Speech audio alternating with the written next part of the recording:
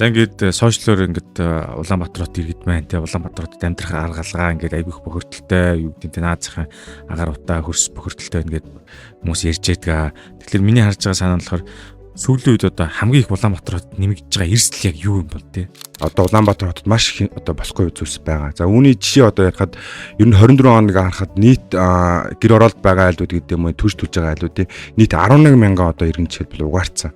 За энэ ч маш харамсалтай тоо мэдээ буюу 163 иргэн одоо жишээлбэл угаарч амнаас огсон байдаг. Энэ дээр одоо жишээлбэл бид нар ямар нэгэн даатгалын гэдэг юм уус орноос баримталж байгаа арга хэмжээ бол байхгүй байгаа. За манай харилцагч одоо 23 оны тухайн үер болдог хэсэгт дариг хэм бүстэй явж исэн.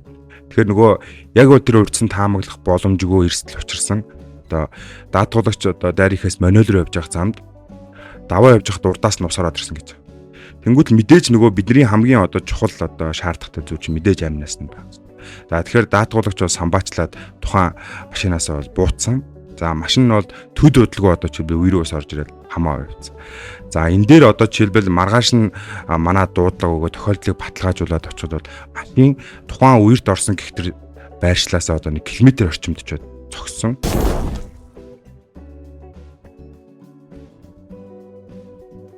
Сайн мэцэн ингээд Сансуу подкастын ээлж нэгэн шинэ дугаарыг өгүүлж байна. Энэ удаа бид сонирхолтой сэдвээр ярилцсанаа. Энэ юу гэхээр бидний өдөртмийн амьдралд эрсдэл гэж байгаа. Энэ эрсдлээс сэргийлэхийн тулд бидэнд даатгал хэрэгтэй болдгоо. Тэгэхээр энэ талаар хүмүүс хомс мэдээлэлтэй гэх юм учраас өнөөдрийн дугаараараа байгууллага хариуцсан менежер Урган Мантахыг энэ удаагийн дугаартаа өрн оролцуулж байна. Өнөөдөр бүгдээрээ даатгалын талаар бүрэн ойлголттой болцгоё. За сайн байна уу?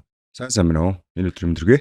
Цаг зав гаруй манай урилгыг хүлээн авч ирсэнд баярлалаа. Тэгэхээр хамгийн түрүүнд би бол ер нь даатгал гэдэг маш энгийнээр тайлбарлуулахыг хүсэж байна л да. Зарим хүмүүс бол ингээд даатгал гэдэг боловч деталь яг юу гэдгийг мэдэхгүй ингээл яваад идэг тий. Яг маш энгийнээр бол даатгал бол одоо бидний амьдрал зайлшгүй шаардлагатай байгаа. Та даатгал хийлгэснээр одоо жишээлбэл ирээдүйд очих санхүүгийн эрсдлийг л хамгаалах зорилготой. Энэ бол маш энгийнээр хэлэхэд бол санхүүгийн эрсдлийг хамгаалах хэрэгсэл юм тийм. Тэгэхээр одоо жишээлбэл бидний амьдрал дээр түгээмэл те 5 жолоочоос одоо даатгалын хураамжийг бид нэр төвлөрүүлээд тухайн 5 жолоочийн 1 жилдх одоо эрсдлийг бид нар нөөцөө үсгээд тухайн 5 жолоочоос одоо 2 жолоочд нь эрсд учрлаа гэхэд бид хөндлөлбөр өгье. Энэ харилцааг л ер нь бол даатгалаар бол маш энгийнээр зохицуулаад явж байгаа харилцааг хэлж байгаа. За ингээд сошиалор ингээд Улаанбаатар хот иргэд маань те Улаанбаатар хотод амьдрах аргалгаа ингээд айгүйх бохирдолтой юу гэдэг нь наазахын агаар утаа хөрс бохирдолтой ингээд хүмүүс ярьж байдаг. Тэгэхээр миний харж байгаа санаа нь болохоор сүүлийн үед одоо хамгийн их Улаанбаатар хотод нэмэгдэж байгаа эрсдэл яг юу юм бол те хамгийн их одоо хүмүүс яригдж байгаа сэдв би сайн мэдэхгүй байна л да. Ингээд сошиал орчныг ч юм уу нийгмийг ингээ харахаар одоо Улаанбаатар хотод маш их одоо босгүй зүйлс байгаа. За үүний жишээ одоо ярихад ер нь 24 хоног харахад нийт гэр оролт байгаа айлууд гэдэг юм уу төрж төлж байгаа айлуудын нийт 11 мянган одоо иргэн жишээлбэл угаарцсан. За энэ ч маш харамсалтай тоо мэдээ буюу 163 иргэн одоо жишээлбэл угаартч амнаас огсон байдаг. Энэ дээр одоо жишээлбэл бид нар ямар нэгэн даатгалын гэдэг юм уус орноос баримталж байгаа арга хэмжээ бол байхгүй байгаа. За дараагийн нийслэлийн иргэдийн одоо жишээлбэл түгээмэл одоо учирч байгаа эрсдэл бол за Монгол улсад одоо 1.3 сая тээврийн эрсдэл бүртгэлтэй. За үүний одоо 800 мянган тээврийн эрсдэл нь бол Улаанбаатар хот бүртгэлтэй. За энэний юу хэлэхээр жил ирэх тутам одоо жишээлбэл тээврийн эрсдлийн тоо нэмэгдэж байгаа, эрчим нэмэгдэж байгаа. Үүнийгээ дагаад бол эрсдэл маш хэмжээгээр учирч байгаа. Тэгэхээр энэ дээр юу гэдэг нь за тээврийн эрсдлийн даатгал бол сайн дурын даатгалын хэлбэр. Тэгэхээр бид одоо жишээлбэл хөдөлгөөний эрчим нэмэгдэнэ гэдэг маань дагаад эрсдэл нэмэгдэх юм. Тэгэхээр энэ эрсдлээ бид нэр даатгалын компанид шилжүүлж авах ёстой юм. За ингээд том мэдээ харахаар нийт 800 мянган ч гэдэг сая 300 тээврийн эрсдлийг харахаар үүний 10% нь зөвхөн тээврийн эрсдлийн даатгалтай байдаг.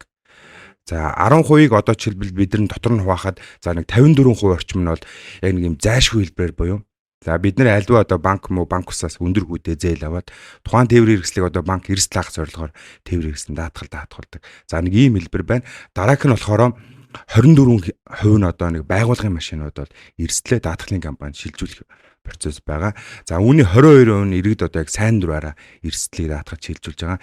Нийт тээврийн эрсдлийнхаа тоонд одоо харьцуулж үзэхээр ер нь тээврийн эрсдлийн даатгал нэг 2% байдаг. Тэгэхээр бид одоо ийм эрсдэлтэй те зам дээр одоо ийм их тээврийн эрсдэл учирч чинь танд ч гэдэм эрсдэл очихгүй баталгаа байхгүй учраас бид нар бол энэ тээврийн эрсдэл даатгал гэдэг юм уу бусад энэ тээврийн эрсдэл бусад даатгалуудаар бол эрсдлээ даатгалын компани шилжүүлээд явж байгаа. Заашгүй шаардлагатай л байгаа. Улаанбаатарт амьдарч байгаа иргэний хувьд бол тас өдөрлөө за автомашин байна. Нүүт нь болохоор тэр хүмүүс угаарчин гэж тэн дээр одоо тэгээд ямар ч дарга авах хэмжээ юм уу ч юм уу туслах арга энэ байдаг болов даатгалаар ч юм уу тийм. Яа гэсэн үг? Энэ дээр бол одоо жишээлбэл мэдээж нөгөө за улсаас бол нэг сэргийлэх арга хэмжээ буюу тэр нэг угаар мэдрэгч гэдэг юм байна тий. Хүмүүсийн өөрийн одоо жишээлбэл амьдралын шаардлага хэрэгцээгээс хамаараа тухайг бол мэдээж ашиглаж авах ёстой. За мөн дээрэс нь одоо бид нар жишээлбэл иргэдэд одоо өөрсдийн амнаас эрүүл мэнд нь чухал учраас иргэдэд бол жишээлбэл даатгалын компани ямар оролцоо байгааг л тухайн иргэний амнаас эрүүл мэндийг даатгаж болох. Тэгэхээр гинти ослын даатгал гэдэг юм уу тухайн иргэд бол өөрсдөө даатгуулад эрсдлээ шилжүүлээд явж байгаа боломжтой байгаа. Тэгэхээр энэ боломж нь байгаа учраас тухайн иргэд одоо эрс товчрохаас өмнө байт юм уу тухайн арга хэмжээнүүдийг аваад явж байгаа хэрэгтэй. Одоо амь насны даатгалыг бол нэг ялангуяа монголчууд бол сайн мэдэхгүй байгаа шүү дээ тийм ойлголт багтаа байгаа тийм. Тэгэхээр энийг одоо яаж хүмүүст хүргэж одоо мэдүүлнэ гэсэн үг. Одоо магадгүй би маргааш яхаа мэдэхгүй амь насаа даатгуул гэсэн тийм гадаад бол илбэг нийтлэг үүдэг. Манай хөрсөндөө яаж болох хүмүүс яаж мэдээлэлт болж. Тэгэхээр яг даатгалын хэрэгцээ бол одоо жишээлбэл хүмүүсийн түгээмэл ойлголт нэг жолооч хариуцлагын даатгал. Заавал хэлбэрийн ч гэдэг юм ойлголт байгаад байдаг. Тэгэхээр даатгалын хэрэглээ одоо сүүлийн жилүүд Монгол улсад нэмэгдэж байгаа. Тэгэхээр манай компаниуд бид нар яаж байгааг бол даатгалыг соёл болгоё. Энийг одоо жишээлбэл хүүхэд байгаас нь тухайн хүүхдүүдэд эрсдэл гэж байдаг. Бид нар эрсдлийг яаж даван туулах вэ? Яаж үнэлэх үү гэдэг дээр бид нар төс хөтөлбөр хэрэгжүүлээд эрсдлэг өрөөд өгөж хөтөлбөр хэрэгжүүлсэн. За хөтөлбөрийнхөө хүрээнд бид 21 аймаг нийслэлд оролцуулсан 210 орчим сургуулиудад 185 мянган одоо сурагчдад энэ эрсдлийн тухай тайлбарлаж өгсөн. Тэгэхээр хүүхдэд өсвөр үед нь бид нар альва нэг эрсдлийг тайлбарлаад өчгөр тухайн хүмүүс насанд хүрэхэд ирэхээр даатгалын хэрэгцээ энэ эрсдэл гэдэг зүйлийг таньж мэдэх. Тэгэхээр энэ арга хэмжээг аваад эхлэхээр эрсдэл буурах, мөн дээрээс нь даатгалын ач холбогдны үндэ гэдгийг хүн бол ойлгоод явчих юм. За багаас нь ажиллах юм байна. Тий. За тэгвэл хүүхдүүд мэдлэгтэй болж байгаа юм байна. Ер нь багаас 210 сургуулиуд чинь нийтдээ нэлээд олон хүүхдүүд хамрагдаж байгаа юм шүү. Одоо тэгэхээр ер нь за сая хувийн амнаас ярьлаа. Тэнгүүд иргэд айл өрөх ч юм уу ингээд ер нь өдөртмийн амьдралдаа яг ямар даатгал хийвэл хэрэгтэй байт юм бол өдөртмийн одоо аливаа эрсдлээс сэргийлэхийн тулд чинь одоо ингээд айл өрөх гэрээ даатгах гэж байна уу? Тэр яг өрхийн яг хэрэгцээнд те одоо би жишээлбэл өрхийн тэргүүн те үр хүүхэдтэй их нэртэй. Тэгэхээр одоо жишээлбэл хамгийн наазах одоо миний амьдралд хамгийн чухал нь юу вэ гэвэл мэдээж би эрүүл мэнд. За эрүүл байж би дараагийн одоо боломжуудыг жишээлбэл амьдралдаа бүрдүүлэх боломжтой. Иргэд гэсэн муу адил учраас би бол хамгийн шаардлагатай даатгалыг бол эрүүл мэндийн даатгал гэж юу нь онцлно. За одоо жишээлбэл Монголд одоо агаарын бохирдол гэдэг юм хөрсний бохирдлоос үүдээд өвчлүүд бол маш нэмэгддэг. За би жишээлбэл одоо өвөл улирлын шинж шанартай буюу томоо туслаа гэдэл би дор хаяж одоо нэг 200 орчим мянган төгрөгийн эмчилгээний зардал гаргаж таарна. Тэгэхээр би одоо нэг дунджаар нэг сард нэг сая 500 мянган төгрөгийн цалин авдаг те. Тэр мэдээж миний амьдралд одоо хэрэгцээнээс хамаараа дандаа хуваагдаж явж байгаа. За зээл гэдэг юм уу те бусад хэрэглээтэй холбоотой. Тэгэхээр надад гинти ингээ өвчлөл тохиолдсон тохиолдолд яг одоо жишээлбэл миний карманаас гарах зардал гэх юм уу хүндрэлтэй болчихно. Тэгэхээр л хувь иргэд одоо жишээлбэл энэ эрүүл мэндтэй холбоотой даатгалыг бол даатгуулж болох юм. Тий. За сая та ингээд эрүүл мэндийн даатгал талаар ярьлаа л да. Тэгэхээр нөө миний бодож байгаа нь өшөө юм даатгалын компани зөндөө байгаа шүү дээ тий. Тэгэхээр одоо миг даатгал компанид яг ямар ялгаралтай байгаа бус даатгалын компаниас хүн одоо чинь энэ илүү юм байна гэд очиод сонголт нь одоо ямар юм гэсэн үг. Яаж ялгарх юм бол? Тэгэхээр даатгалын одоо хэрэгцээ шаардлага бол жил ирэх тусам нэмэгдэж байгаа. За даатгалын зах зээлээ ер нь бол харахаар даатгалын хураамж төвлөрүүлэлт жил ирэх тусам 30% нэмэгдэж байгаа. За үүнийгээ дагаад даатгуулагч нэмэгдэнэ гэдэг нь буцаагаад нөхөн төлбөр нэмэгдэнэ. Тэгэхээр нөхөн төлбөрийн одоо олгогдох буй хэмжээ бол зах зээл 33%-аар жил бүр нэмэгдэж байгаа. За Мигдатад компанийн хувьд бол 1997 онд үүсгэн байгуулагдсан. Яг одоогийн байдлаар 300 орчим мянган харилцагчтай болоод байна.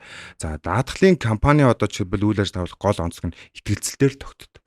Одоо жишээлбэл 300 мянган даатгуулагч манад итгээ те эрсдэл учрлаа гэхэд эрсдлийг маань одоо жишээлбэл миг даатгал олгоно гэдэг нь итгэлцэл байгаад байна. Тэгэхээр яг энэ итгэлцлээр тулгуурлаад бид нэр үйл ажиллагаа явуулж байгаа. Дан ганц одоо жишээлбэл даатгал нэгдэлтэй даатгалын хураамж төвлөрүүлэхээс илүү буцаагаад нийтэд нөгөө соён гэгэрүүлэх буюу энэ даатгалын хэрэгцээтэй холбоотой эсвэл эрсдэл гарахаас өмнө эрсдлийг бид нэр сануулдаг юм үйл ажиллагаануудыг явуулдаг.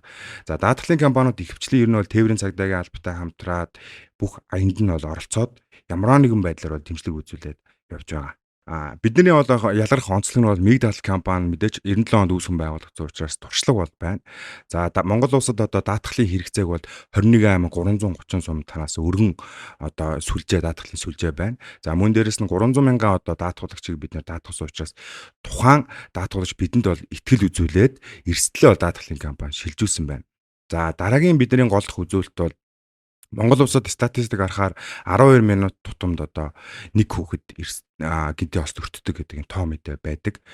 Тэгэхээр бид нэр тухайн одоо энэ эрсдлийг бууруулах зорилгоор эсвэл одоо аж ахуй нэгж байгууллагуудыг эрсдлийг бууруулах зорилгоор дан ганц даатгалын хураамжийг төвлөрүүлэхээс илүү эрсдэл хаана байна, тухайн эрсдлийг бид нэр яаж таних вэ, хэрхэн бууруулах вэ гэдэг дээр бол бид нар дандаа эрсдлийн үнэлгээ хийж үйл ажиллагаанд явдаг нь бол даатгуулагчид үзүүлж байгаа ер нь бол онцлог давуу тал. Бусад даатгалын компаниудыг харахад бол За ойлголоо.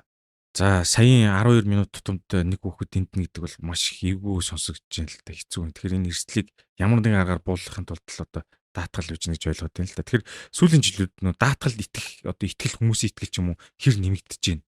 Төөсөө та бол нөө хураамж нэмэгдэж гэсэн тий. Тэрс гадна хувь хүмүүсийн итгэл бол ямар бол яг хоо мэдээж нөгөө даатгалын хураамж нэмэгдэнэ гэдэг нь болохоор иргэд даатгалын компаниудад итгэж байгаа үндсэн дээр даатгуулагч нарын тоо нэмэгдэж байгаа. За ингээд бид нар нийгэмд ч юм уу харахаар жил эрт сумын эрсдлүүд бол ихээхэн учирч байгаа. За бидний одоо сайн мэдгээр 23 оны 1 сард дүнжин гарвын газ дэлбэрэлт. За 23 оны зуны үеэр гэдэг юм уу те. Эдгээр одоо энэ нийгмийн давгдшгүй гэдэг юм уу эсвэл урьдчилан таамаглах боломжгүй эрсдлүүд түгээмэл учирч байгаад байгаа учраас иргэдийн даатгуулах хэрэгцээ бол нэмэгдэж байгаа. За нэг жишээ харахад дарихийн үер дээр гэхэд жишээлбэл 35.5 тэрбумын ер нь бол хохирол учирсан гэсэн тоо мэдээ байдаг. Тэгэхээр үүний зөвхөн 7.7 тэрбум л ямар нэгэн байдлаар хохирлоо барагдуулсан байдаг. Тэгэхээр энэ ингээд тоо мэдээ ч юм уу статистик гараад ирэхээр энэ дээр үндэслээ даатгалын компаниуд ч гэсэн нөгөө харилцагч нартаа танд ийм эрсдэл учирч болох юм байна гэдэг дээр танилцуулга хийгээд за үүнийхээ үндсэн дээр даатгуулагчид бол жил эрх зүйн нэмэгдэж байгаа. Яг манай компанийн хувьд одоо жишээлбэл 25 оны 6 сарын байдлаар харахад бол нэг 15.7 тэрбумын төхөөлбөрийг бол олгоцсон байгаад байгаа. За зөвлөө. Тэгэхээр таасаа ингээд жишээ ярьлаа шүү дээ дарих гэдэг ч юм уу тоон байдлаар. Тэгэхээр яг бууж юм л дээ. Ер нь хүмүүс ингээд даатгал ярихаар ерөнхийдөө ингээд жоо уйдгартай сэдв болчихгоо гэдэг сайн учир нь болдог. Тэр нэг case study гэж англиар хэлж байгаа тийм ийм гарсан жишээ одоо өмнө ийм одоо асуудал гарсан гэдэг зүгээр ер нь хүний мэдээллийг задруулж болохгүй дээ. Гэтэ ийм мэдээллийг хүмүүс санаа аваад ийм юм болт юм байна. Тэгэхээр би энэ дээр анхаарах гэсэн тийм одоо дата сан ч юм уу одоо мэдээлэл авах юм боломжтой газар байт юм бол онлайн ч юм уу тэгжиж хүнд нэг сэтлэх гээд байна л да. Их сурвалжинд дарснаар ч юм уу тийм боломж өгдөг болов. Эдгээр би нөгөө даатгалын компани одоо нөхөлбөр олгосон учраас би энэ дээр бол нөгөө харилцаж байгаа жишээг бол ярьж болно. За манай харилцагч одоо 23 оны тухайн үер болдог хэсэгтээ дариг хэмбэст явж исэн. Тэгэхээр нөгөө яг тэр урьдсан таамаглах боломжгүй эрсдэл учирсан. Одоо даатгуулагч одоо дарихаас маневр явж явах замд даваа явж явахд урдаас нь усараад ирсэн гэж. Тэнгүүт мэдээж нөгөө бидний хамгийн одоо чухал одоо шаардлагатай зүйл чинь мэдээж амнаас нь байна. За тэгэхээр даатгуулагч бол самбаачлаад тухайн машинаас бол буутсан. За машин нь бол төд хөдөлгөөн одоо жишээлбэл вирус орж ирээд хамаа явцсан. За энэ дээр одоо жишээлбэл маргааш нь манай дуудлага өгөө тохиолдлыг баталгаажуулаад очиход бол машин тухайн үерт орсон гихтэр байршлаасаа одоо 1 км орчимд очиод цогссон. За мэдээж бол тээврийн хэрэгсэл бол тэн дээр жишээлбэл ямар нэг авах ашиглах боломжгүй болсон. Тэнгүүд буцаагаад бид нар даатгуулагчаа харах гэхээр тухайн хүн одоо банк усаас өндөр хүүтэй зээл аваад машин лизингээр авсан. Хэрв тухайн иргэн одоо жишээлбэл даатгалгүй байсан бол 40-50 сая үнэтэй тээврийн хэрэгсэл одоо дахин ашиглах боломжгүй учраас иргэн одоо жишээлбэл өөрөө санхүүгийн эрсдэл очиод хохирол үлдэх юм. Тэнгүүд даатгуулагчийн хувьд бол тэр эрсдэлтэй даатгалын компанид шилжүүлсэн байж учраас даатгалын компани 100% буюу тухайн даатгуулагчтай яг адил маркийн тээврийн хэрэгслийг бол олгоод тухайн хохирлыг барагдуулж байгаа.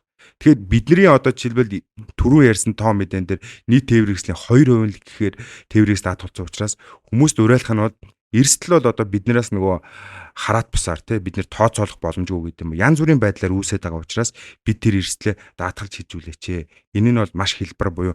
За одоо жишээ харахад бид нэр ингээл 17 Pro Max гарчлаа өдөр та нэг тэдэнд өргөдлөөд Pro Max та бол гэдэг Тэгэхээр энэ бол жишээлбэл бидний амьдралд шаардлагатай зүйл утсал биш Тэгэхээр бид эсрэгээр одоо жишээлбэл сард за 30 мянган төгрөг гэдэг юм төлөөд тухайн тээврийн хэрэгслээ даатгуулад эрсдлээ шилжүүлээд явах бол боломжтой байгаа. Тэр хүмүүс маань энийг илүү нэг санаа суугаад бид нэр ингэж болох юм байна гэдэг дээр ойлголт аваасаа л гэж хүсэж байна. Сайн жишээл тодорхой тайллаа айгүй ойлгомжтой байна. Тэгэхээр миний хүсэж байгаа нь өшөө зүгээр хүн юу гэдэг нь хин нэгний жишээ ярих биш нэг юм сан байдаг бол өгөгдлийн ч юм уу те ороод ийм одоо асуудал үүсээд ингэжсэн гэдэг хүн сэтэл авах гэдэг л да. Тим зүгээр хурангуйсан юу нь Монголд юу нь байдгүй л огт байдгүй байх болов. Яг нь даатгалын компанид супер мэдээж нөгөө файлын сан нөөц үүсгэж явж байгаа. Яг нь бид нөгөө нэг даатгалаа сонгох чийл аль эрсдэл учирч юм ч юм уу гэдгийг бол арай нэг төрийн байгууллагын мэдээлэлээс юу нь авах байх. Энэ санхүүгийн зохицуулах хороо энэ ердийн даатгалын компаниуд юу л ярьснаар хяналт тавьдаг.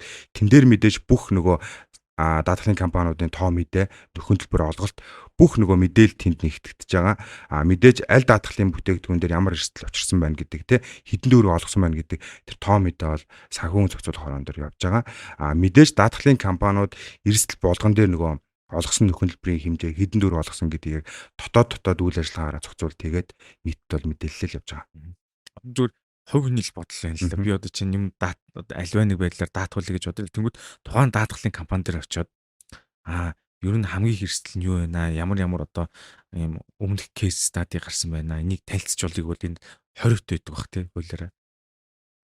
Яг нь мэдээж нөгөө борлуулалтын газар бид нар жишээлбэл яг нөгөө тухайн байгууллага дээр хувьд бол жишээлбэл бид нэр тухайн байгууллагад очиулаад эрсдлийн үнэлж болно. За эрсдлийн үнсний үндсэн дээр санал болгож болно. За таны одоо жишээлбэл энэ компани дээр ийм эрсдэл учирч болохоор байна. Та бүхэн одоо энэ дээр манай компани дата дээр харахад бол ийм эрсдлүүд ингэж учирсан учраас та эрсдлээ ингэж шилжүүлээч гэдгийг бол даатгуулагчдаа санал болгоод бол явж иж болно. За баярлалаа, ойлгомжтой. За ингээд зарим мэдээлэл харж байгаад 2025 буюу энэ оны одоо энэ 7 сард хуулиараа буюу эрхцүүдээр нэг жоохон даатгалын тал дээр өөрчлөлт гарсан юм шиг үлээ би яг нарийн мэдэхгүй байна л да. Тэгэхээр энд ямар өөрчлөлт гарсан, ямар шинжилт байгаа юм болоо одоо энэ даатгалын орчин те та нэг дэлгэрүүлж өгч. За энэ дээр бол ингэж байгаа бидний одоо яг жишээлбэл түгээмэл ирдэг таацсан тээврийн эрсдэл бол жолоочийн хариуцлагын даатгал заавал ирдэг те. Тухайн ингээд даатгалыг бид нэр харахаар жолоочийн хариуцлагын даатгалын хувьд бол 2011 онд одоо хууль өргөн баригдаад 12 оноос бол хэрэгжиж эхэлсэн. За бид нар альва нэг зам тээврийн ослыг ч юм 11 2 онд харахад дандаа юм мэтгэлцээ маргааны журмаар явагддаг. Миний зөв, чиний зөв гэдэг юм дандаа юм хэрүүлэнч гэдэг юм уу те. Эсвэл хин хүчтэйхэн одоо жишээлбэл хүчтэйхэн нөлөөгөөр одоо жишээлбэл тухайн ослын зөв бурууг шийдэх гэдэг ч юм уу те. Одоо ингээд зам тээврийн ослуудыг бид нар ч юм уу харахаар даатгалаа дуудчих гэдэг л юм болсон. Тэгэхээр даатгал бол илүү нөгөө хэрэглээ соёл руугаа бол шилжиж байгаа. За үүнтэй одоо жишээлбэл уялдаад даатгуулагч нарын гаргадаг нэг гомдол байдаг. За зам тээврийн ослыг одоо жишээлбэл цагдаа тавьдаг гэдэг юм гомдол бол бид нэр ингээл альж компани Facebook дээр коммент уншсан иймэрхүү гомдлууд бол байдаг. За үүнтэй уялдаад бол жолоочийн хариуцлагын албан журмын тухай хуульд 2025 оны 7 сард нэмэлт өөрчлөлт оруулаад за тухайн зам тээврийн осл одоо бусдын амнаас эрүүл мэнд хохирол учраагүй бол цагдаагүй ослыг бол авч баталгаажуул болно гэдэг хуулийн өөрчлөлт орсон. За энэ дээр захимаар хүлээж авах гэдэг өөрчлөлт орсон. За энэ дээр ямар өөрчлөлт вэ гэхээр нэг статистик байдیں۔ Ямар нэгэн зам тээврийн осл гарахад тухайн одоо зам орчныг жишээлбэл 40 орчим минут түгжирдэг. За энэ дээр жишээлбэл даатгалын байгууллага гэдэг юм уу цагдаагийн байгууллага ирээд 2 тээврийн хэрэгслийг хэмжилт хийгээд хөдлөхөд 40 орчим минут түгжирдэг гэсэн. Тэгэхээр одоо чи хоёулаа замын хөдөлгөөнд оролцоо явж байхад урд нэг 2 тээврийн хэрэгсэл игнээ байр солихтой ч юм уу мөрөгцөн. Эсвэл хоорондын зай байр мөрөгцөн. Тэгэхэд хоёулаа тухайн хүмүүсийн одоо чи хариуцлагагүй байдлаас бусад иргэд буюу те эдийн засаг гэдэг юм уу цаг гэдэг юм уу энэгээр маш их хохироод ингээд 40 орчим минут бид нар хүлээх нь байна шүү дээ те. Тэгэхээр энийг хуульд өөрчлөлт орсноороо даатгалын компаниуд тээврийн цагдаагийн газартай хамтраад удирдлагын төвтэй хамтраад энэ хяналтын камерын системээр ослыг авч үзэж байгаа. Тэгэхээр энэ дээр нөгөө туршилтын ослыг бид нэр харахад нэг 8 орчим минутанд цухаан зам тээврийн ослыг даатгалын компани нь баталгаажуулаад 2 тээврийн хэрэгслийг хөдлөж байгаа. Тэгэхээр хуульд ийм өөрчлөлт орсон учраас бидэрт илүү нөгөө нэг юм давуу тал буюу даатгуулагч нарт илүү даатгалыг хэрэглэх нь хялбар болоод байгаа. Зүг. За ер нь бол хаштайхан болсон юм биш үү? Онлайнаар явуулал компани болон өөрсдийнх нь одоо аппликейшн вебээр гэдэг юм уу илээх нь шүү дээ. Ер нь ингээд хүмүүс л даатгалыг жоохон зардлаж харах гэдэг тийм. Тэгэхээр энэ зардал биш юм гэдэг дээр одоо яаж одоо гой тайлбар өгөх хүмүүс гарч ойлгох юм боллоо тийм. Чинь одоо эрсдэл гэдгийг нь бас ойлгохгүй ч юм уу тийм. Нийтлэг бас тийм асуудал байгаад шиг. Тий, яг зөв. Яг тийм эрсдэл байна. Хүмүүс одоо нэг жилд нэг даатгуулах хэрнээ одоо татвар шиг юм бодвол тий. Энэ бол зайшгүй байх татвар юм уу гэж бодоод байдаг. Гэхдээ энэ бол татвар бол огт зүйл биш. Даатгалын компани бол ер нь бол иргэдээс цуглуулсан хураамжийг нөөц цаан үсгээд явдаг. За тэнгуүл бид одоо жишээлбэл ипотекийн зээл авлаа. Эсвэл өндөр үнэтэй тээврийн хэрэгсэл зээлээр авлаа. За тэр нь түрүүний дурдж исэн жишээнүүд гэдэг юм уу үер дурсаад За эсвэл байр нь гал төртөөд ингээд устчих юм бол тухайн хүн одоо жишээлбэл 5 хүртэлх жил байд юм 10 хүртэлх жил зээл төлсөн бол тухайн зээл нь одоо хаагдахгүй. Яг эрсдэл нь тухайн даатгуулагчд учрна. Тэгэхээр даатгал гэдэг зүйл маань бол таны ирээдүйд хийж байгаа хөрөнгө оруулалт гэж та харах хэрэгтэй. Аливаа эрсдлийг хаах зорилгоор хөрөнгө оруулалт хийж гинэ гэж харах хэрэгтэй. Зөв. За зардал биш хөрөнгө оруулалт гэж харах нь хамгийн зөв юм байна. Тэгэхээр одоо яаж үгнийхээ сонголтыг хөрөнгө оруулалт гэж хэлвэл айгүй аштайхан одоо гэгээлэг сонсогдож шүү дээ. Ус яг таны хэлдгээр татвар гэж бодчих тийм биш үү? Зарим нийтлэг татвартай оруулалт ч юм уу те. Зардал гэж тооцохгүй юм. За энэ их гоё үг байна. Өнөөдрийн ярианаас би хөрөнгө оруулалт гэж бодохоор боллоо. За тэгэхээр ер нь ингээд хүмүүс даатгалаа хэлдэг шүү дээ тийм. Даатгалаа ойлголоо энэ ч хөрөнгө оруулалт хийсэн тохиолдолд ямар нэгэн асуудал гарлаа гэхэд нөхөн төлбөр авахтай энэ процесс их удаашралтай хэцүү тийм нэг тиймэрхүү ойлголт гомдол яваад идэм шиг байна. Энэ одоо ер нь процесс нь тийм хүнд үйд юм уу? Ер нь яаж явт юм бол? Мэдээж одоо буцаагаад бид нар нөгөө нөхөлбөр олох нь даатгалын тохиолдлыг бол мэдээж даатгалын компани хянан шалгаж баталгаажуулах мэдээж үүрэгтэй. Яагаад гэвэл энд бид даатгуулагчдаас төвлөрүүлсэн дундын сан одоо тийм нөөц сан дээр тухайн эрсдэл гарсан даатгуулагчд хуваарлах гэж байгаа учраас тухайн тохиолдлыг бол мэдээж баталгаажуулах нь бол заашгүй үүрэгтэй. Энэ дээр даатгуулагч иргэдийн одоо жишээлбэл нөгөө мэдлэггүй гэдэг юм уу эсвэл гэрээгээ уншаагүй гэдэг юм уу үүнээс үүдээд даатгалын нөхөлбөр олох процесс баг зэрэг удаашрдаг. Одоо бид нар жишээлбэл гэрээ байгуулад гэрээн дээр мэдээж 2 талын үүрэг бол дурдгдсан байгаа. Тэгэхээр гэрээний үүргээ биелүүлээгүй гэдэг юм уу тухайн тохиолдолд даатгалын компани тухайн гэрээний одоо эрсдлийг хянан баталгаажуулах зорилгоор гэдэг юм уу энэ тохиолдлоор баг зэрэг удаж байгаа нөхцлүүд бол байгаа. За энэ хуульд орсон шинжилэл гэдэг юм уу иргэдийн энэ даатгалын мэдлэг нэмэгдэхийн хэрээр энэ одоо нөгөө удах гэдэг процесс бол мэдээж алга болж байгаа. Даатгалын компаниуд ч гэсэн үүн дээр бол дотоод үйл ажиллагаа автоматжуулах эсвэл ажилчдаа чадахжуулах гэдэг юм арга хэмжээнүүдийг бол үе шаттай аваад явж байгаа учраас энэ нөгөө удлаа гэдэг баримт аль талаасаа хүмүүс маань үүргэж гэдэг юм гүйцэтгэж юм бол энэ бол аянд алга болох зүйл байгаад байгаа. Гэрээний цаалтаа ер нь сайн унших чухал юм биш үү? Тий. Энэ бол одоо чухал мэдээлэл байна. Ер нь яг сайн санаанд болол ингээд гадаадын кино мөн үзэж яхад л нэг зохиомлоор нэг юм даатгалын хэрэг үсгээ даатгалын мөнгө авахгүй л ажиллаад идэв шүү дээ. Тиймэрхүү хэрэг одоо Монгол улсад ер нь хэр үйд юм бол яг нэг даатгалын энэ лөөр заллин гэдэг юм уу те энэ олон улсдаач дээр Монголд ч гэсэн юм байдаг зүйл байгаа. Бид нар ингээд Солонгосын жишээн дээр харахад ч юм уу Солонгос илүү нөгөө амьдралын даатгал шилжчихсэн би амнасаа ч юм уу даатгуулсан байгаа гэдэг. Тэн дээр нэг хиймлэр одоо жишээлбэл зориудаар үүсгдэг амин орлох гэдэг юм уу эсвэл ингээд даатгалын компаниас амин орсон байдлаар гэдэг юм хэмжээний мөнгө авах. Ийм лөөрүүд бол маш их хэмжээнд байдаг. За Монголд ч гэсэн ер нь бол энэ даатгалын лөөрүүд бол маш их байдаг. За иргэд одоо жолоодох ирэхгүй үедээ тээврээс жолоодсон, за ослыг зориудаар үүсгэсэн, санаатаагаар ост үүсгэсэн, эсвэл одоо даатгалын нөхөлбөрийн материалыг зориудаар хуурамчаар бүрдүүлсэн гэдэг юм уу. Эдгээр тохиолдлууд бол маш их байдаг. Мэдээж үүнийг одоо жишээлбэл шалгаж тогтоохын тулд гэдэг юм даатгалын компаниуд ажилтдаг. За хүмүүст анхааруулах нэг зүйл байна.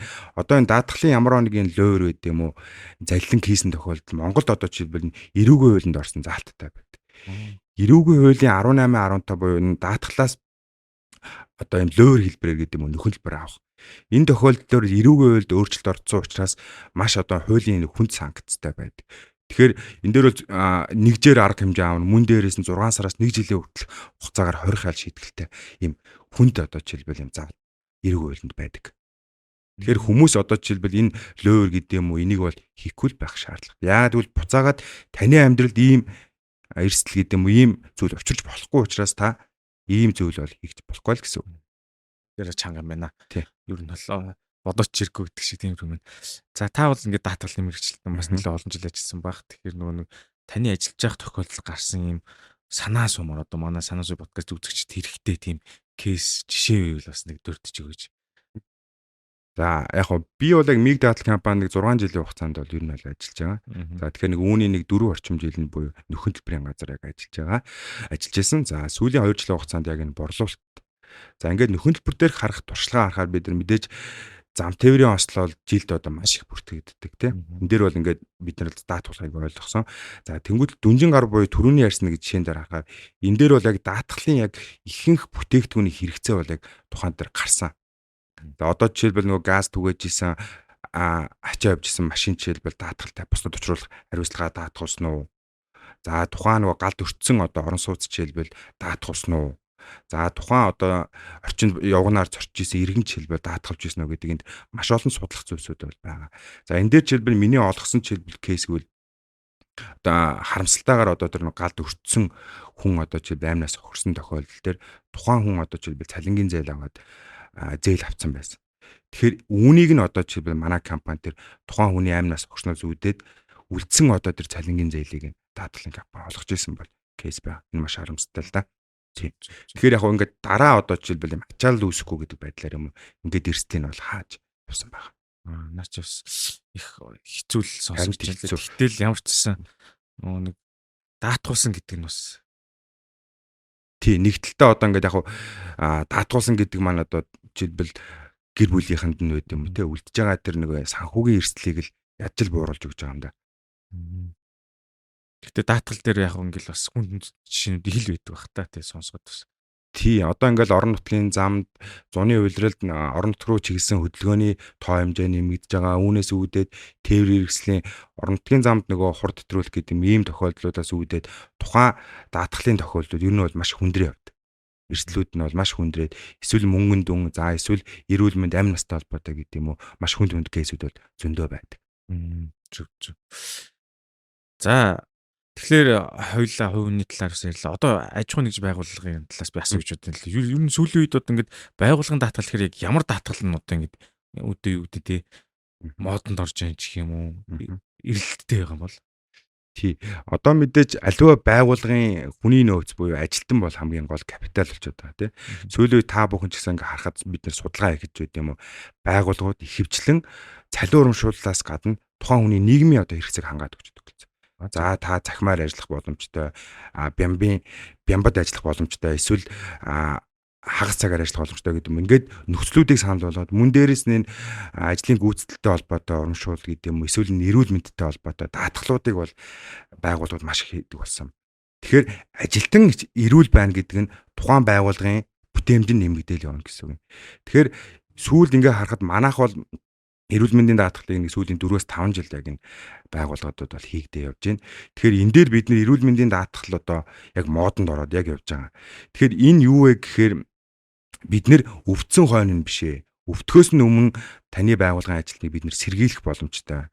Одоо манайхны жишээлбэл нэг дутагдал байд юм уу? Өвдсөн хойно эмдэг дээр очдог. Мэдээж өвдсөн хойно бид нэр эмдэг дээр очихоор тэр тухайн гарч байгаа зардал нь хэдий ч нэлээд өндөр байдаг. Тэгэхээр эрүүл мэндийн даатгалыг ганц өвдснөөс нь ч юм уу олох даатгал бол биш. Бид нэр урьдчилан сэргийлэх байдлаар бас олгож болно. Тэгэхээр байгууллагууд ажилдаа даатгал хамруулад, урьдчилан сэргийлэх үйлчлэгт нь хамруулад ямар нэгэн өвчлөл байвал тухайн өвчлөлийн анх илэрсэн тий хөнгөн байгаа үед нь одоо эмчлээд явах боломжтой. Инхээр нөгөө компани яг үйл ажиллагаа доктортой ямар нэг хүний нөөцийн бодлого нь яг юм доктортой л яваад байгаа. Зүг. Бас санаа авах санагч энэ одоо өөрсдөө ажилчдыг хамт ажиллаж байгаа хамт олноо даатгуулж болох нэ. Энэ бол ялч хэрэгтэй юм байна. Нэрээ бас бодож байгаа юм биш үү? Тэгэхээр нөгөө зардлыг бас хэмж байна. Гинтийн зардлаас хувийн талаасаа. За тэгэхээр байгууллагын ажилчдыг ингэж даатгаж байгаа юм бол ер нь тухайн одоо чинь би ингээ бизнес эрхлэе гэхэд байгууллагаа яг юуг даатгах хэрэгтэй? Үйл ажиллагааг одоо даатгах гэж мэддэггүй юм байна л да. Байгууллага талаасаа юу байж болох вэ? Даатгал дээр. Одоо ингээд сүүлийн үед ингээд даатгалыг харахаар ер нь бол энэ заавал хэлбэрийн даатгалууд бол маш их нэмэгдэж байгаа. За энэ нь юу вэ гэхээр ямар нэгэн байгууллага үйл ажиллагаа явуулаад бусдад одоо жишээлбэл хохирол учруулах юм бол энийг бол даатгах боломжтой байгаа. Жишээ нь зүгээр одоо жишээлбэл хүнс үйлдвэрлэлийн компани байлаа гэхэд тухайн одоо жишээлбэл хүнс үйлдвэрлэлийн тогооч маань тий жишээлбэл одоо хүнсний бүтээгдэхүүн мууцныг мдээгүй хоол үйлдвэрлээд тухайн хоолыг эзэн одоо жишээлбэл хүн хоолны ордлого ч юм уу боллоо гэж бодоход энэ байгууллагын үйл ажиллагааны онцлогоос хамаарат дандаа хариуцлагын даатгалууд буюу бусдад учруулж байгаа одоо хариуцлагуудаа даатгуулах боломжтой байгаа. За одоо ингээд нийслэлд ч юм уу харахаар нийслэлд одоо энэ дэд төвөө, цэлб дэд төв гэдэг юм уу бүтээн байгуулалтууд маш их хийгдэж байгаа. Үүнтэй холбоотойгоор одоо даатгалуудын энэ заавал даатгал буюу барилга угсралтай холбоотой гэдэг юм уу бүтээн байгуулалттай даатгалууд бол зайлшгүй хийгдэл явж байгаа шаардлагатай болчиход байгаа. Зөв. За ер нь үйл ажиллагаагаа даатгаж болох юм байна. Байгууллага болгон давтагч ч өөр байгаа шүү дээ. Тэр нь тааруулаад гэрийн залт өөрчлөлтгүй шууд ерөнхийн ингээд үйл ажиллагаа нэрслийн гэвч тийм болов. Яг хөө мэдээж нөгөө гэрээний бол үндсэн хамгаалт буюу яг адилхан байж болно те бусдад учруулж байгаа хөрлөөч юм даатгах болно. Мэдээж компани болгоны үйл ажиллагааны онцлог цар хүрээ өөр учраас байгууллагт яг оногдсон эрсдлийн үнэлгээ хийлээ. Танай байгууллагт ийм даатгалын гэрээ шаардлагатай байна гэдгийг бид нэр эрсдлийн үнэлгээ андеррайтинг хийсний үндсэн дээр тогтоогоод явуучих юм. Тэгэхээр байгууллага болгон бол адилхан биш учраас гэрээ бүгдээрээ харилцсан тохиролцоод яг үйл ажиллагааг нь хамааруулаад даатгал хийгдэж болно. Зөв зөв. За даатгал хэлэх юм нь ер нь бол хэрвээ чинь би байгууллагаараа хийлгийг бол эрсдлийн үнэлгээ хийх юм байна. Тэгэхээр эрсдлийн үнэлгээг минь заавал даатгахгүй ч гэсэн ер нь хийлгээд үзэж болох үү? Тийм үйлч сервис үйлчилгээ байгаа бол дан үнэлгээний Болно. Энд дээр нөгөө даатгалын компаниудын одоо харилцагтай үзүүлж байгаа үйлчлэгийг нэмэлтээр бол дандаа ороо явж байгаа. Одоо та жишээлбэл би даатгуулах шаардлага байна уу? Эсвэл манай дээр ийм эрсдэл байна уу гэдэг дээр бол бид нар ямар нэгэн төлбөр авахгүйгээр даатгалын компаниуд очиод эрсдлийн үнэлгээг бол хийж гүйцэтгээд явж болно. Мэдээж эрсдлийн үнэлгээг хараад даатгуулагч компани одоо хүмүүс маань хийхгүй бол шийдэл бол явчих боломжтой. За их гоё боломжтой юм сонголтоор. За ингээд сая байгууллагын талаар бид нар ярилцсан. Тэгэхээр бид нар одоо ажиллаж байгаа хүн болгон эндээс гэж ярьдаг нийгмийн даатгалын шимтгэл төлж байгаа. Тэгээд энэ төсний хэрээр дараа нь энийг одоо үр өгөөж нь хүртэж чадахгүй байна гэж аюу хүмүүс ярьдаг. Энэ дээр одоо даатгалын талын салбар хүн байна да. Одоо нэг жоохон дэлгэрүүлж өгвөл энэ яг балансж гэнэ үү? Бид нар тэр хэрэгтэй юм уу? Төлөөлөх хэрэгтэй юм уу те? Яг хөө мэдээж төлөх ёстой юу гэвэл мэдээж төлөх ёстой. Зайлшгүй бид нар цалин урамшуулд авч байгаа бол нийгмийн даатгалын шимтгэлийг бол мэдээж төлөөд явж явах ёстой. За олон улсад харахаар бол энэ даатгалын хэлбэр бол хоёр янз байгаа. За заавал буюу сайн дурын хэлбэртэй байгаа гэдэг. За мэдээж нөгөө заавал хэлбэр бол Монгол улсны нийгмийн даатгалын тухай хувьд бас өөрчлөлт ороод нэг таатай өөрчлөлт нь бол нийгмийн даатгалын шимтгэл төлөгчдгээд тэтгэврийн насанд хүрээд амь нас охирлоо гэх тохиолдолд гэр бүлийн хүн нь одоо тэтгэвэр дээрээ 20% нэмэгдэх юм заалттай басан. Энэ нь одоо чивэл бидний өмнө ярьснаар би одоо насаараа нийгмийн даатгал төлөөд буцаагаад энэний үр ашгийг авч чадахгүй гэдэг асуудал яригдсан. За энэ дээр хуулийн өөрчлөлттэй холбоотой сайжруулалт бол улсад бол хийгдэж л байх шиг байна. Эхнийх нь нөгөө түрүүний ярьсан үлдэж байгаа эхнэр нөхрийн айл нэг нь нийгмийн тэтгэвэр дээрээ 20% нэмэгдэл авах болсон. За олон улсад бол энэ яаж үжих нэг мэдээ заавал хэлбэрээр дараагийнх нь бол амьдралын даатгал буюу урт хугацааны даатгал руу. За мэдээж энэ амьдралын даатгал бол яг цэвэр хөрөнгө оруулалт. Энэ даатгуулагчдаас хураамжийг төвлөрүүлээд илүү хөрөнгө оруулдаг. Тэгэхээр Монголд одоо жишээлбэл энийг яаж шийдэх вэ гэхээр энэ хэлбэрлүүгөө буюу те сайн дурын эсвэл заавал гэдэг юм хоёр сонголт байвал илүү хомчтой болох гэдэг. Одоо би жишээлбэл шимтгэл төлөөд явж явах одоо энэ хугацаанд би миний эрүүл мэндэд тохирол учрахтай эсвэл би нас орох гэдэг юм уу эсвэл гинтийн одоо өндөр өртөгтэй хаалгаанд орох гэх юм. Эдгээр тохиолдолд бидний сайн дурын даатгуулчих юм бол төхөлбөр аваад явж явах боломжтой. Мөн дээрэс нь одоо энэ сайн дурын даатны амьдралын даатгалаар даатгуулснаар бидний тэтгэвэр бас өвлөгдөх боломжтой болчихж байгаа. Тэгэхээр Монголд одоо миний бодож байгаагаар бол энэ нийгмийн даатгал буюу энэ хоёр хэлбэр байвал илүү оновчтой юм болов уу гэж боддог. Зөв. Бас гоё юм биш үү? Сайн дөр өөрөө сонгох гээд өөрөө аль хэлбэрээр даатах уу гэдэг. Зөв.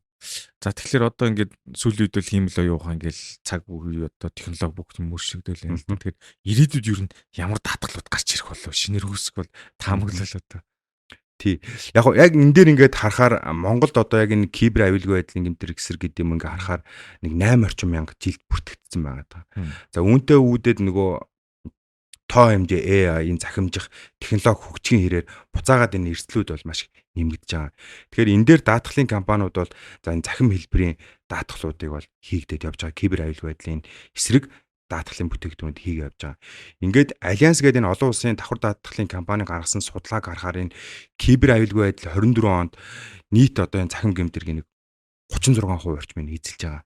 Тэгэхээр энэ ингээд жил ирэх зүйн нэмэгдэж байгаа учраас олон улсч төр монголч төр энэ киберийн даатгалын цахим хадлагын даатгалууд бол илүү төлхөө өгч болов гэж харж байна. Одоо бол нэг ганц хоёр даатгалын компани тухайн одоо эрсдлийг хараад бүтээгдэхүүн хөгжүүлэлтийг явж байгаа. Энэ кибер аюулгүй байдал дээр хөгжүүлэлт нь явж байгаа юм тийм яг ингээд аль биесээр бол орж ирээгүй гэсэн. Ганц хоёр даатгалын компани бол яг бүтээгдэхүүн хийгээд явж байна. Жишээ нь бол өнгөрсөн жил ч бас нэг тийм том хэрэг болсон шүү дээ. Манай том хэмжлэг дээр нэг дата налдаг тийм. Тэгэхээр тэр хооронд үйл ажиллагаа саатсан гэдэг тэр даатгал авч болно гэсэн үг шүү дээ. Тий. Одоо яг түрүүний ярьсан жишээн дээр бол нодлон нэг бөө юм басан тий. За ингэж мэдээлэл алдсан гэдэг. Энэ дээр яг энийг хаах зорилгоор буюу бусдын мэдээллийг алдах. За энэ үйл ажиллагаатай холбоотой доголдол үүсгэх гэдэг юм уу. Эдгээр эрсдийг бол даатгалын компани шилжүүлж болно. Энэ дээр бол яг одоогоор бол яг цэвэр давхар даатгалтай явж байгаа. Мэдээж үнэлгээ буюу тэр хариуцлага тухайн байгууллагууд яаж тогтоох вэ гэдгийг харилцан тогтоосны үндсэн дээр хийгээд явж байгаа боломжтой. Эрсдэл бол одоо жишээлбэл гарлаа гэхэд бол 100% давхар даатгалаас төхөлбөр ороод ирэх юм. Энэ дээр нөгөө хэрэгцээ байгаад байгаа учраас даатгалын компаниуд буцаагаад энэ дээр яг судалгаа хийгээд хөгжүүлэлт хийгээд ер нь бол сүүлийн 2-3 жилийн хугацаанд бол яг энэ төрлийн даатгалын хэлбэрүүд бол маш их нэмэгдээд борлуулалт хийгдэл явах бах. Тэгж харж байна. Тэгэхээр яг над нэг сонь санаа орж ирж байгаа юм л та. Тэр нөхөр за ингээд аюулгүй байдал, кибер аюулгүй байдлыг компани даатгачлаа. Хувь хүний даатгалын бүтээгдэхүүн гарч ирвэл тэр нь юу вэ гэхээр одоо нэг сошиалууд за хин нэг алдлаад тэнгууд нь тэр хүн нэг хүн рүү бичингүүтээ чатчаад надад тийм юу нөгөө шилжүүлсэн тийм зайлууд асар их байгаа шүү дээ. Энэ дээр юм даатгалын бүтээгдэхүүн ирээдүйд гарч ирвэл гоё юм биш үү гэж бодогдод. Яг энэ захим залилантай холбоотой одоо миний чат нь тэдэн дөрөг өгөөч гэдэг мессеж ирчдэг тийм. Энийг бас яг даатгал хийгдгээ хөгжүүл захим залилангийн тухайн одоо даатгуулагчийн захим систем нэвтрээд ямар нэг эрсдэл учруулсан. За одоо жишээлбэл мөнгө угаад мөнгө авцсан эсвэл одоо нэг амлалт өгөөд юм хэрэгжүүлсэн ч гэдэг юм те. Эдгээр тохиолдолд одоо хаах зорилгын захим даатгалын хэлбэрүүд бол хөгжүүлэлтийгээд судалгааны түвшинд бол явж байгаа. Астаа бол яг энэ илүү хамгаалт хэлбэрээр буюу явчих واخ. Тэгэхээр гол ажил нь яг би өөрөө биш өөр хүн халтсан гэдгийг л баталгаажуулах ажил байгаа даа шүү дээ. Энд дээр тэндээ яг нэвтэрсэн гэдэг дээр бол нөгөө бид нар логин орж идэм юм уу цагдаагийн газараас бол шүүгээд тогтоочих واخ. Энэ дээр нь үндэслээд бид нар яг юу алдагдсан байна, ямар хохирол очруулсан байна гэдгийг тогтоогоод тэрийг бол олгоод явчих. Зөв. Тэгэхээр зах зээл бол яг энэ дээр бол зайлшгүй шаардлагатай бол байгаад байгаа. Хамгийн эрэлттэй даатгалж магадгүй л яг л ийм эргэн тойронд маш их гарч ирж байна тийм. За тэгэхээр өнөөдөр бид нар даатгалаар бас нэлээд хөөрхөн дэлгэрэнгүй шинжилгээ хэрэгцүү ямар асуудал гардаг талаар мэдээлэлтэй болж авлаа гэж бодож байна. Тэгэхээр одоо ер нь манай энэ подкастын төгсөлт чинь хааж байгаа учраас сүүлийн асуулт нь юу гэхээр даатгалын тал дээр одоо бусдад зөвлөж анхааруулмаар сануулах одоо жинхнээсээ санаа суулгах тийм зөвлөмжүүд танд юу вэ? За энэ дээр бол яг би иргэдийг өөрсдийг нь одоос нэг хариуцлагатай байгаа ч гэдэг дээр хэлмээр санагддیں۔ Яагаад тэгэхээр сая энэ 25 оны 10 сарын 16-нд орсон цас. За энэ дээр гэхэд бид нийт Улаанбаатар хотын хэмжээнд тээврийн цагдаагийн албанаас авсан тоо мэдээр хахад 400 зам тээврийн ослт босон гэж байгаа. За 400 зам тээврийн ослын 90 орчим хувь нь буюу энэ зуны дугуйтай хөдөлгөөнд оролцож байгаа. Тэгэхээр иргэд одоо жишээлбэл альва эрсдэл учрахаас өмнө өөрсдөө сэргийлдэг. Эсвэл бидэрт одоо жишээлбэл үүрэг байгаа тийм. Замын хөдөлгөөний дөрмөн рэж тэр жодооч үүрэг дээр бид улирлын шин чанарт тохируулан тухайн дугуйг сольж өгнө гэдэг ийм үүрэг байдаг. Тэгэхээр иргэдийг нэгдүгüүрт нь би бол үүргээ биелүүлээч. За хоёрдугаарт нь даатгалын гэрээний нөхцөл гэдэг зүйлээ маш сайтар уншиж танилцаад тухайн гэрээг байгуулаарай. Одоо жишээлбэл тээврийн эрсдлээр ярьснаар тээврийн эрсдлийн даатгал бол сонголтод хэлбэрээр их даатгалын компаниудад явж байгаа. Та одоо жишээлбэл машины үнэлгээний хэдэн байр даатгуулах юм. Таны боломжийг үндэслээд сонголт хэлбэрээр даатгах боломжтой. Та жишээлбэл одоо 100,000 төгрөг төлөөд аль эрсдлийг авах уу гэдгийг та сонгоно. Мэдээж 300,000 төгрөг төлөөд даатгал хийгдэх 100,000 төгрөг төлөөд даатгал хийгдэх хооронд бол ялгаа байгаад байгаа. Тэгэхээр иргэд тухайн даатгалын гэрээ яг юу даатгуулах чагаа гэдгээ мэдээж даатгалын компани шилжүүлж байгаа учраас тухайн байгуулж байгаа гэрээтэй маш сайтар танилцаад гэрээнд заагц үүргээ биелүүлээд явж байгаасаа л гэж би бол зөвлөмөр санагдаж байна. Зөв. Тэгэхээр бас дахиад надад нэг сонирхолтой яг таньсан зөвлөгөө авмаар зүйл байна те. Хин нэгэн магадгүй ингээд гадаад аяллаар явж иж магадгүй. Тэндээ ингээд бэртэж имтэг ч юм хулгаад юм аа за мэдгүй юу ч болж магадгүй. Тэгэхээр тэрийг одоо Монгол даатгалсан хүн рүү яаж одоо баталгаажуулж ингэж шуурхаа шийдүүлнэ гэсэн. Тэндээ одоо магадгүй гацаад хэцүү байдалд орлох гэдэг. Энэ нэг би одоо гайхаад байгаа. Яаж процесс нь явагдав юм бэ? За одоо яг сүүлийн жилүүдэд бол энэ гайг болж байна. За монголчууд одоо өвлийн үйлрэлт жишээлбэл дулаан орнолчтой аялж байгаа. Нэг 2-3 жилийн өмнө харахад бол нэг элчингийн зайлшгүй нэг бүрдүүлбэр дээр нэг даатгал байгаад. Тэгэхээр даатгал нь яг юуг хамгаалаад байна гэдэг дээр аялагч нар маань анзаардаг байсан. За сүүлийн жилүүдэд энэ гадагшаа гарах урсгал нэмэгдэж байгаа учраас энэ аялын даатгал бол зайлшгүй хэрэгтэй байна. За мэдээж аялын даатгал мөн түрүүний ярьсан маш олон хэлбэр байна. За би аялж явахдаа одоо ачаа тийшээ алдах, эсвэл онгоцноос хоцрох. За эсвэл одоо гадаад очиод би ямар нэг хүнс бүтээгдэхүүн хэрэглээ гэх юм бол хордлого болох тий бие өвдөх.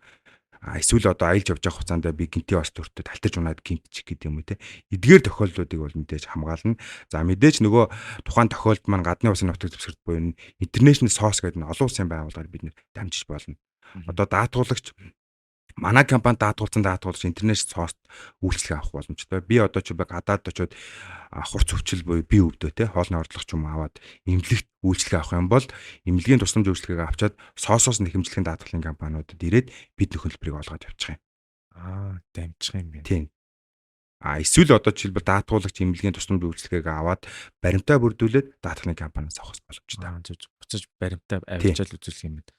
За тийм утгатай юм. Тэгэхээр яг нэг эрсдлийн газар ч юм үлгэний газар нь лавлж цаашаа конфирм хийх юм байна л да. Олон улс руугаа. Тий, энэ бол батлан Дамжлага нь. тий. Батлан даат хийгээд ихэмжлэгийг хүргүүлнэ л гэсэн үг. Зөв.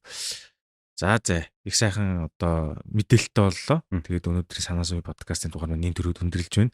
Тэгээд би түүхэн өнөөдөр даатгалын талаар зөндөө мэдээлэлтэй боллоо. Яавал одоо энийг зардал биш ээ. Энэ бол хөрөнгө оруулалт гэдэг болохыг одоо ер нь онцлох хайлайт гэж би бодож байна. Тэгж бодох юм бол ингээд үнэт ч гэсэн их гой бууж байгаа байхгүй юу? Зардал татвар гэж бодохгүйгээр гих зэрэг одоо зөндөө хэрэгтэй мэдээллүүдийг би түүх өнөөдөр авлаа. Тэгээд өнөөдөр одоо даатгалын талаар мэдээлэл өгөөч гэж урилга яваасны дагуу цаг завхан үргэлжсэн гэрсэн одоо миг даатгалын байгууллага хэрэгцээ менежер уран мантахтай их баярлалаа танд.